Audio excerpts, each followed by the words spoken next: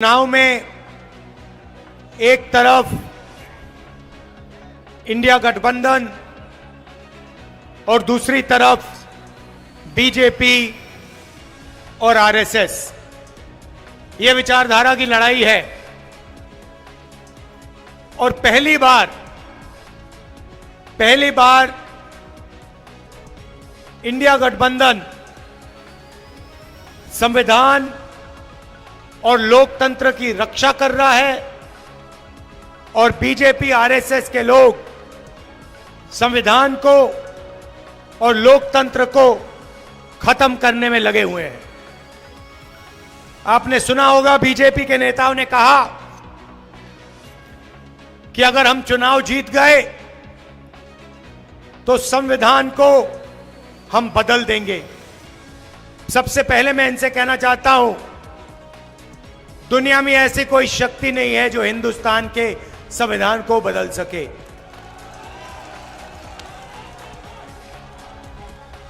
पिछले 10 साल नरेंद्र मोदी जी ने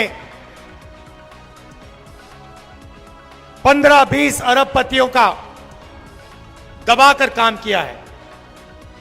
अदानी नाम आपने सुना होगा, सुना है। देश के सारे एयरपोर्ट उसको दे दिए, पोर्ट्स दे दिए, बिजली, खदानें, डिफेंस की पूरी इंडस्ट्री दे दी। तरीका बड़ा सिंपल है। एक तरफ आपका ध्यान भटकाते हैं, दूसरी तरफ हिंदुस्तान का पूरा धन इन्हीं 20-25 लोगों को दे देते हैं। पता नहीं आपको मालूम या नहीं, नरेंद्र मोदी जी ने हिंदुस्तान के सबसे अमीर अरबपतियों का 16 लाख करोड़ रुपया कर्जा माफ किया है। आप जानते हो 16 लाख करोड़ कितना होता है? नहीं, बहुत होता है, मगर कितना होता है मैं आपको बताता हूं। हमने किसानों का कर्जा माफ किया था ना, जब यूपीए की सरकार थी। अगर आप 25 बार किसानों का कर्जा माफ करो या 25 साल का मनरेगा का पैसा, इन्होंने 10-15 लोगों का कर्जा माफ किया है। आज हालत यह हो गई है कि 22 ऐसे लोग हैं जिनके पास उतना ही धन है जितना 70 करोड़ हिंदुस्तानियों के हाथ में। एक तरफ 22 लोग, दूसरी तरफ 70 करोड़ लोग, और 2 हिंदुस्तान बन गए हैं। और आप देखते हो, हिंदुस्तान का किसान, मजदूर, छोटा व्यापारी रोज देखता है 20-25 अरबपति हैं, जो भी सपना देखना चाहते हैं पूरा कर देते हैं। हवाई जहाज में उड़ते हैं, करोड़ों रुपए की गाड़ियों में घूमते हैं, और बैंक का पूरा पैसा नरेंद्र मोदी जी ने इन लोगों को दिया है। पैसा कहां से आता है? जीएसटी से आता है। आपका पैसा है। आप अगर शर्ट खरीदते हो 500 रुपए की, जितनी जीएसटी आप देते हो उतनी जीएसटी अदानी देता है। आपकी आमदनी हजारों में, उसकी आमदनी हजारों करोड़ों में, मगर जितनी जीएसटी आप देते हो उतनी जीएसटी वो देता है। यह हिंदुस्तान की सच्चाई है। और ये 20-25 बड़े अरबपति चाइना का माल हिंदुस्तान में बेचते हैं। नरेंद्र मोदी एक तरफ मेक इन इंडिया कहता है, और दूसरी तरफ जो लोग मेक इन इंडिया कर सकते हैं, छोटे व्यापारी, छोटे बिजनेस वाले, कारीगर, उनके लिए वो नोटबंदी और जीएसटी कर देता है और उनको खत्म कर देता है। उसको कोई मेक इन इंडिया नहीं चाहिए, उसे सिर्फ मेक इन चाइना चाहिए, क्योंकि वो चाहता है कि चाइना का माल हिंदुस्तान में बिके और अरबपतियों का उसका फायदा हो। अब आप मुझसे सवाल पूछोगे इंडिया गठबंधन क्या करेगा। मैंने आपको बोला एक तरफ 22 लोग, दूसरी तरफ 70 करोड़ लोग,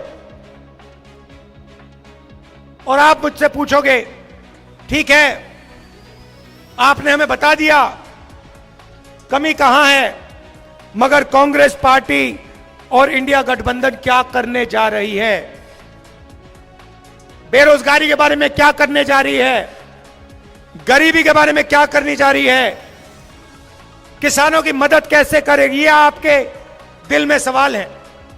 तो आज मैं आपको इन सवालों के जवाब देने आया हूं और हम साफ बता देते हैं।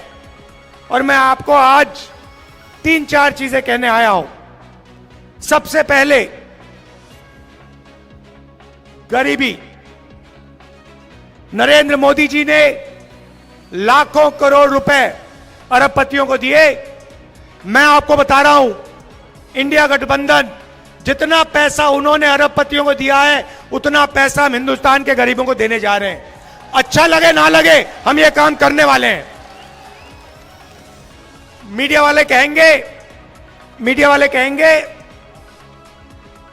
कि देखो अगर किसानों का कर्जा माफ होगा तो किसानों की आदत खराब होगी।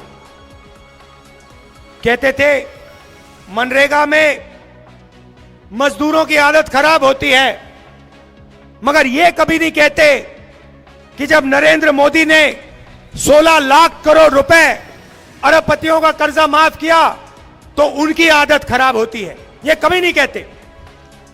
तो मैं सिर्फ एक बात कह रहा हूं, अगर उनका कर्जा माफ होगा तो किसानों का भी होगा। अगर उनको पैसा मिलेगा तो मजदूरों को, किसानों को, बेरोजगार युवाओं को भी मिलेगा। तो हमारा पहला कदम, जिसे हम महालक्ष्मी योजना कहते हैं, क्रांतिकारी काम है। दुनिया की किसी भी सरकार ने यह काम नहीं किया आज तक। किसी भी देश की सरकार ने जो हम करने जा रहे हैं यह सोचा भी नहीं है। और मैं आपको बता रहा हूं, जैसे ही हमने यह काम किया बाकी देशों की सरकार लाइन लगा देंगी और सारी की सारी एक के बाद एक यही क्रांतिकारी काम करना शुरू कर देंगी। लिख के ले लो। तो महालक्ष्मी योजना क्या है? हिंदुस्तान के सारे गरीब परिवारों की हम लिस्ट बनाएंगे। उसमें से आपके भी नाम होंगे। सारे परिवारों की लिस्ट बनेगी और हर गरीब परिवार में हम एक महिला को चुनेंगे। हर गरीब परिवार में से एक महिला को चुनेंगे और फिर हर साल उसके बैंक अकाउंट में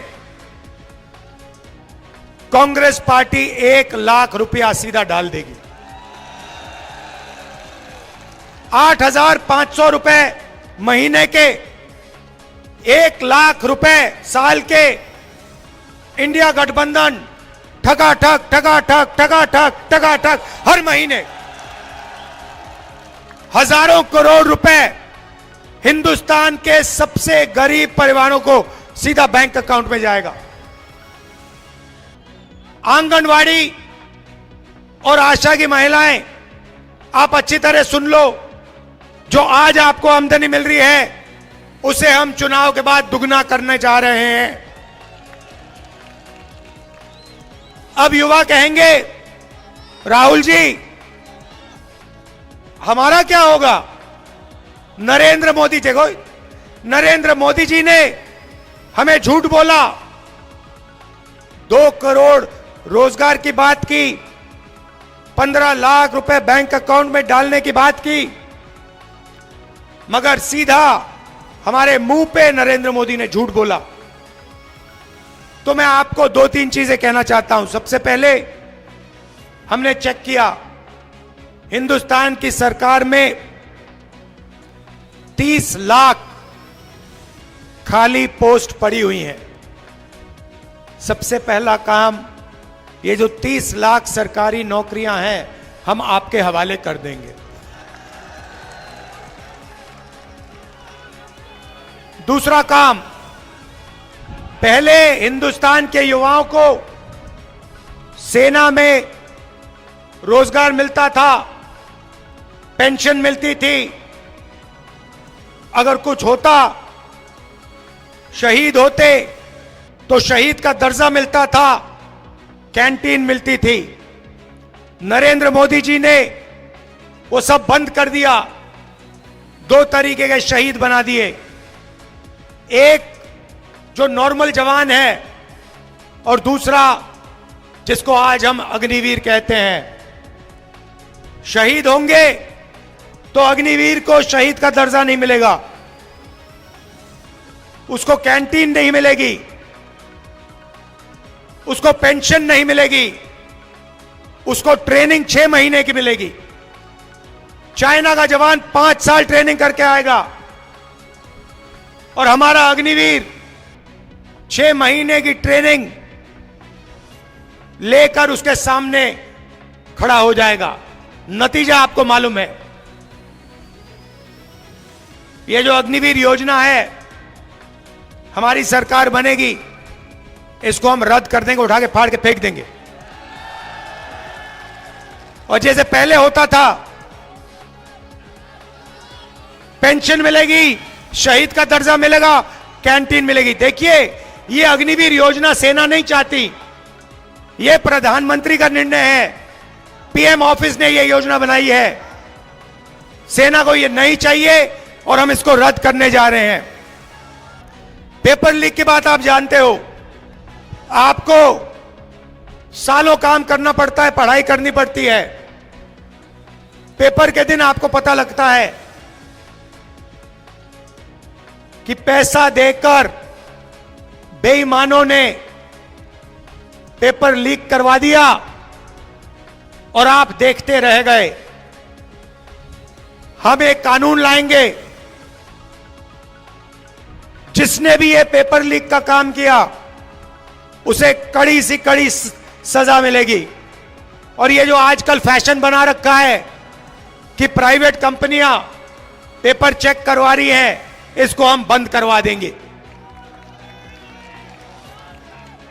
अब मैंने आपको महालक्ष्मी योजना के बारे में बोला, क्रांतिकारी योजना है। अब मैं आपको युवाओं के लिए एक क्रांतिकारी योजना के बारे में बताना चाह रहा हूं। आप जानते हो, अरबपतियों के बेटे, बड़े बड़े बिजनेसमैन के बेटे जॉब मार्केट में जाने से पहले अप्रेंटिसशिप करते हैं। 6 महीने की उनको नौकरी मिलती है, बड़ी सी बड़ी कंपनी में जाते हैं, ट्रेनिंग मिलती है, बैंक में पैसा आता है और फिर वो परमानेंट जॉब में जाते हैं। मगर यह सुविधा हिंदुस्तान के बेरोजगार युवाओं को कभी नहीं मिली। बड़े बड़े अरबपति अपने बेटे को अपनी कंपनी में अप्रेंटिसशिप करवाते हैं, मगर हमारे युवा भड़कते रहते हैं, सड़क पे घूमते रहते हैं। तो हमने एक नई योजना लाई है, इसका नाम पहली नौकरी पक्की। पहली नौकरी पक्की। हिंदुस्तान के सारे ग्रेजुएट्स, यूनिवर्सिटी के ग्रेजुएट, कॉलेज के ग्रेजुएट, डिप्लोमा होल्डर्स, आप सुन लो, यह आपके लिए योजना है। इससे आपकी जिंदगी बदलने जा रही है। तूफान आने वाला है। प्राइवेट कंपनियों में, हिंदुस्तान के पब्लिक सेक्टर में और सरकारी ऑफिसेज में हम हिंदुस्तान के ग्रेजुएट्स को अप्रेंटिसशिप का अधिकार देने जा रहे हैं। मतलब, अगर आपने हिंदुस्तान की सरकार से अप्रेंटिसशिप मतलब 1 साल की नौकरी मांगी, तो यह आपका अधिकार है, सरकार आपको मना नहीं कर सकती। 1 साल की नौकरी मिलेगी, उसमें आपकी ट्रेनिंग होगी। प्राइवेट सेक्टर में, पब्लिक सेक्टर में, BHEL, HAL जैसे कंपनियों में, सरकारी ऑफिसेज में 1 साल आपकी ट्रेनिंग होगी। 1 साल में आपके बैंक अकाउंट में सरकार 1 लाख रुपया, 8,500 रुपए हर महीने खटाखट डालेगी। उसके बाद 1 साल के बाद आप ट्रेंड होगे। हिंदुस्तान के पास एक ट्रेंड वर्कफोर्स होगी और अगर आपने अच्छा काम किया तो आपकी नौकरी पक्की हो जाएगी। क्रांतिकारी काम है और ये हम आपके लिए करने जा रहे हैं। यहां किसान भाई हैं और नरेंद्र मोदी जी ने आपको सबसे ज्यादा तंग किया है। मैं जानता हूं, आप देखते हो अरबपतियों का कर्जा माफ होता है, दिल में आपको दर्द होता है और जब अपना अनाज बेचने जाते हो आपको सही रेट कभी नहीं मिलता और आपके दिल में यही 2 सवाल हैं। पहला, हमारा कर्जा कभी माफ क्यों नहीं होता, और दूसरा, हमें धान के लिए, शुगर केन के लिए, गेहूं के लिए सही दाम कभी नहीं मिलता, क्यों? तो इन 2 सवालों के जवाब मैं आपको देने आया हूं। जैसे ही हमारी सरकार आएगी, जैसे हमने यूपीए के समय किया था, वैसे ही हम किसानों का कर्जा माफ करने जा रहे हैं। और सिर्फ एक बार नहीं भाई, हम किसानों का एक कमीशन बैठाएंगे और जब भी किसानों को कर्जा माफी की जरूरत होगी, वो कमीशन किसानों का कर्जा माफ करेगा। और दूसरा काम, ऐतिहासिक और क्रांतिकारी काम, पहली बार हिंदुस्तान में किसानों को कानूनी मिनिमम सपोर्ट प्राइस MSP दी जा रही है। सारे के सारे किसानों को मिनिमम सपोर्ट प्राइस, कानूनी minimum support price Congress party और इंडिया गठबंधन देने जा रहा है। अब यहां मजदूर बैठे हैं, खड़े हैं, आप कहोगे गरीबों के लिए आपने काम किया, किसानों के लिए काम किया, मजदूरों का क्या होगा? सबसे पहले महालक्ष्मी योजना में आपका फायदा होगा। आपके बैंक अकाउंट में हर साल 1 लाख रुपया आएगा। मगर हम बात वहां नहीं रोकेंगे। मनरेगा का आज कितना पैसा बनता है? कितना है रेट? कितना है मनरेगा? कितना है मनरेगा का? 200। चुनाव के बाद 400। आशा और आंगनवाड़ी महिलाओं को क्या रेट मिलता है? कितना? उसे डबल कर दो, दुगना कर दो उसे। तो 2 चीजें आपसे कहना चाहता हूं। सबसे पहले संविधान की रक्षा, और दूसरी चीज, जितना पैसा नरेंद्र मोदी जी ने अरबपतियों को दिया है, उतना पैसा इंडिया गठबंधन की सरकार, कांग्रेस पार्टी की सरकार गरीबों को, किसानों को, मजदूरों को देने जा रही है। कर लो जो करना है, हमें कोई फर्क नहीं पड़ता। आपने देखा होगा, ये मीडिया वाले यहां बैठे हुए हैं, भाई और बहनों, मीडिया वाले कभी किसान की बात करते हैं, मजदूर की बात करते हैं, गरीबों की बात करते हैं? ना। मैं आपको बताता हूं क्यों नहीं।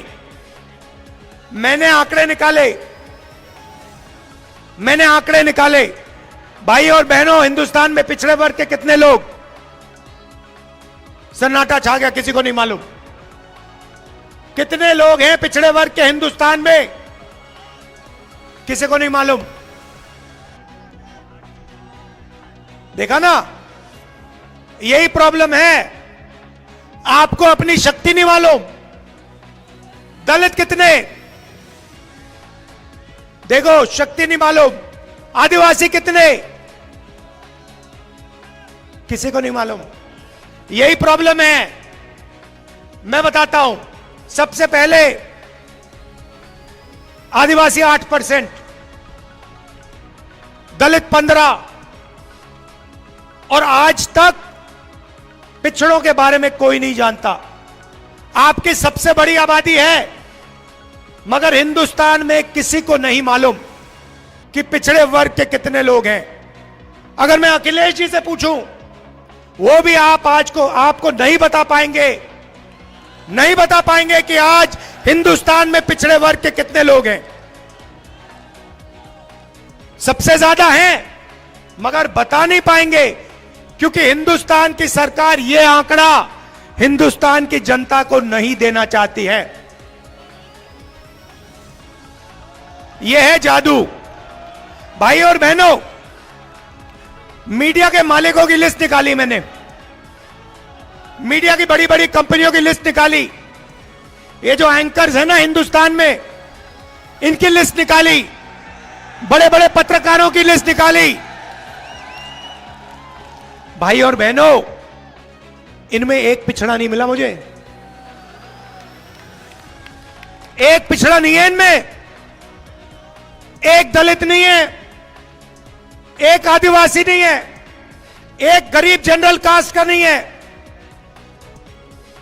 एक माइनॉरिटी का नहीं है। मतलब 90% हिंदुस्तान मीडिया में है ही नहीं। कैसे आपकी बात लिखेंगे ये? अब आप कहोगे, मुझे कहोगे राहुल जी, पता नहीं, आप कहोगे राहुल जी हम मीडिया में कंट्रोल नहीं चाहते, शायद आप कहो। तो फिर मैं आपसे पूछता हूं, हिंदुस्तान की 200 सबसे बड़ी कंपनियों के मालिकों की लिस्ट में पिछड़े कितने, दलित कितने, आदिवासी कितने? बताओ। जीरो। अरबपतियों में से एक पिछड़ा नहीं है, एक दलित नहीं है, एक आदिवासी नहीं है। भाई और बहनों, बात समझो। दलितों से, आदिवासियों से, पिछड़ों से, गरीब जनरल कास्ट के लोगों से 24 घंटा पैसा लिया जाता है, और वही 20-25 लोगों के जेब में जाता है। और उन 200 लोगों में एक पिछड़ा नहीं, एक दलित नहीं, एक आदिवासी नहीं। अब आप कहोगे राहुल जी हमें मीडिया नहीं चाहिए, हमें कॉर्पोरेट इंडिया में भी अपना कोई आदमी नहीं चाहिए। पता नहीं, क्योंकि इसके बारे में आप बोलते तो कभी हो नहीं, मैंने कभी सुना नहीं। कभी पिछड़े वर्ग के किसी भी व्यक्ति ने मुझे कभी नहीं कहा कि भैया राहुल जी कॉर्पोरेट इंडिया में तो हमारा कोई है ही नहीं। तो या तो आपको मालूम ही नहीं, और या फिर आप अपना आदमी वहां चाहते नहीं हो। यही दो चीजें हो सकती है, और तीसरा तो हो ही नहीं सकता। तो फिर मैं आपसे कहूंगा ठीक है भैया, आप कॉर्पोरेट इंडिया में नहीं चाहते, आप मीडिया में नहीं चाहते, आप प्राइवेट अस्पताल नहीं चलाने चाहते, आप प्राइवेट कॉलेज यूनिवर्सिटी नहीं चलाना चाहते, सरकार में तो भागीदारी चाहते हो ना? या वो भी नहीं चाहते? वो भी नहीं चाहते तो चलो फिर छोड़ते हैं भैया, पूरा का पूरा इनको दे दो, चलते हैं घर। अब मैंने आंकड़े निकाले, हिंदुस्तान को 90 लोग चलाते हैं। अखिलेश जी आपके चीफ मिनिस्टर थे यूपी के, थे नहीं थे? मगर सच्चाई मैं आपको बता देता हूं, अखिलेश जी चीफ मिनिस्टर थे, मगर सरकार को ब्यूरोक्रेसी चलाती है, आईएएस अफसर चलाते हैं, क्योंकि अंत में ब्यूरोक्रेसी चीफ मिनिस्टर को, मंत्रियों को निर्णय देते हैं। और यही दिल्ली में हो रहा है। आप सोचते हो कि नरेंद्र मोदी सरकार चलाता। नरेंद्र मोदी सरकार नहीं चलाता, 90 लोग सरकार चलाते हैं। 90 लोग सरकार चलाते हैं, उनको आईएएस अफसर कहा जाता है। बजट का पूरा निर्णय वो लेते हैं। अब मैं आपसे सवाल पूछता हूं, 90 अफसरों में से जो रेलवे का बजट, डिफेंस का बजट, उत्तर प्रदेश को कितना पैसा मिलेगा, छत्तीसगढ़ को कितना जाएगा, जीएसटी कैसे बनेगी, मनरेगा कैसे बनेगा, ये सारे के सारे निर्णय 90 लोग लेते हैं। प्रधानमंत्री, चीफ मिनिस्टर फाइनल डिसीजन जरूर लेता है, साइन जरूर करता है, मगर ये 90 लोग हिंदुस्तान की सरकार को चलाते हैं। अब मैं आपसे पूछता हूं, 90 में से पिछड़े कितने? वो देखो एक आदमी होशियार है वहां पे, वो ये कर रहा है। भाई और बहनों, 90 में से 3 आपके, 3 आपके। आपकी आबादी कम से कम 50% और 90 में से 3 आपके। आदिवासियों की आबादी 8%, 90 में से 1 उनका। दलितों की आबादी 15%, 90 में से 3 उनके। मगर यह जरूरी नहीं है, जरूरी आंकड़ा मैं अब आपको देने जा रहा हूं। अगर हिंदुस्तान की सरकार 100 रुपए खर्च करती है, अगर हिंदुस्तान की सरकार 100 रुपए खर्च करती है, तो ओबीसी अफसर 5 रुपए का निर्णय लेते हैं। फिर से कहता हूं, अगर हिंदुस्तान की सरकार बजट में 100 रुपए खर्च करती है, ओबीसी अफसर 5 रुपए का निर्णय लेते हैं। दलित अफसर 100 रुपए में से 1 रुपया, और आदिवासी अफसर 100 रुपए में से 10 पैसा। इन सबको जोड़ो, आपकी आबादी 73% है। 73% लोग 100 रुपए में से 6 रुपया 10 पैसा का निर्णय लेते हैं। आपको लग रहा है कि आपके साथ अन्याय हो रहा है, मगर कितना और कैसा अन्याय हो रहा है वो आपको बात समझ नहीं आ रही। वो आज मैंने आपके सामने रखी है। अब आप कहोगे राहुल गांधी ने समस्या तो बता दी मगर इलाज नहीं बताया, हम फंसे पड़े हुए हैं, 100 रुपए में से 6 रुपए का निर्णय हम ले रहे हैं, सरकार में भागीदारी नहीं है। राहुल गांधी ने मूड खराब कर दिया, हमें सच्चाई बता दी और फिर सुझाव नहीं दिया, है ना? तो जवाब भी दे देता हूं। आपको कभी चोट लगी है? लगी? हाथ टूटा आपका, पैर टूटा, फ्रैक्चर हुआ कभी? हुआ? क्या हुआ? पैर का हुआ? पैर का फ्रैक्चर हुआ। जब पैर का फ्रैक्चर हुआ, डॉक्टर ने आपको क्या कहा? पहली बात क्या कही थी? एक्सरे कराओ, एक्सरे कराओ। मैं भी यही कह रहा हूं, हिंदुस्तान का एक्सरे करा दो।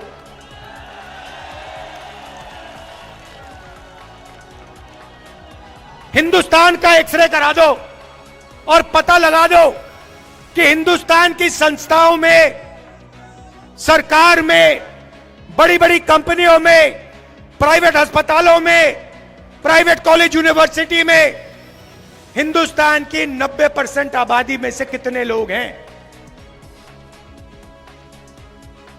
जाति जनगणना भाई और बहनों, जाति जनगणना, हिंदुस्तान का एक्सरे। सरकार आएगी, हम जाति जनगणना का काम शुरू कर देंगे। जाति जनगणना से हिंदुस्तान के सब लोगों को पता लग जाएगा आप कितने हो और आपकी हिंदुस्तान में कितनी भागीदारी है। दूध का दूध, पानी का पानी हो जाएगा। अब इससे किसी को इतराज तो नहीं होना चाहिए, नहीं, किसी को इतराज नहीं होना चाहिए, क्योंकि हम सिर्फ ये कह रहे हैं कि भैया चोट लग रही है लोगों को, किसानों को, मजदूरों को एक्सरे करा लो। एक्सरे से दर्द तो नहीं होता ना, एक्सरे से कोई डरता तो नहीं है ना, एक्सरे ऑपरेशन थोड़ी है, एक्सरे तो मतलब कुछ नहीं होता। तो जब मैंने कहा कि भैया देश का एक्सरे कराओ, नरेंद्र मोदी कहता है बिल्कुल नहीं।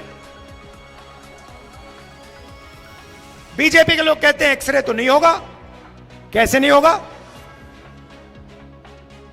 100% होगा, क्योंकि देश की जनता को मालूम होना चाहिए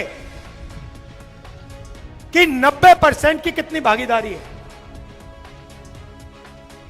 आप देख लेना, मैंने यहां भाषण दिया, अखिलेश जी ने यहां भाषण दिया, आप देख लेना, नरेंद्र मोदी का चेहरा आपको टीवी पे 15-20 घंटे दिखेगा, मगर जो हमने यहां क्रांतिकारी बातें कही हैं वो आपको मीडिया नहीं दिखाएगा। पूरा देश जानता है ये आपके हैं ही नहीं। अच्छा, इनकी बात नहीं कर रहा हूं, ये बेचारे, इनकी बात, इनकी गलती नहीं है, इनको ऊपर से ऑर्डर आता है, इनको सैलरी लेनी है, बच्चे पालने, इनकी गलती नहीं है। इनके जो सीनियर लोग हैं उनकी गलती है। देखो मुस्कुरा रहे हैं लोग।